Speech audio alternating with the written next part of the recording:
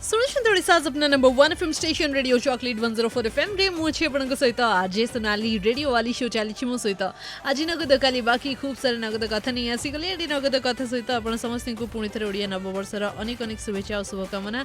आज मो पाखक जड़े खास व्यक्ति मेसेज आसी मिस्टर देवदत्त जे कि बहुत सुंदर कविताटी लिखिंट एंड सी चाहूँगी से कविताटी आपण समस्त सामने पहुँचेवाई।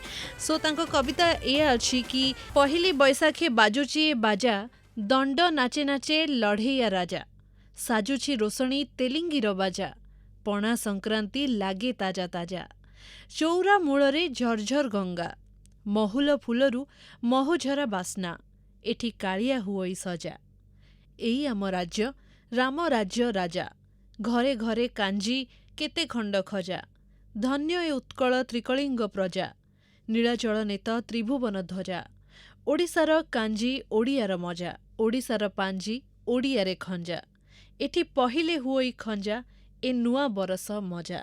बहुत ही बढ़िया कथा बहुत ही सुंदर कविताटी लिखिंट आपण समस्त को आज डेडिकेट करिसेंती पवित्र ओडिया नववर्ष उपलक्षे। सो समस्त को पुणी थे ओडिया नववर्षर शुभेच्छा और शुभकामना। विथ दिस नोट आगु को बढ़िबा आगु को ढेर सारा कथबार्ता भी बाकी अच्छी।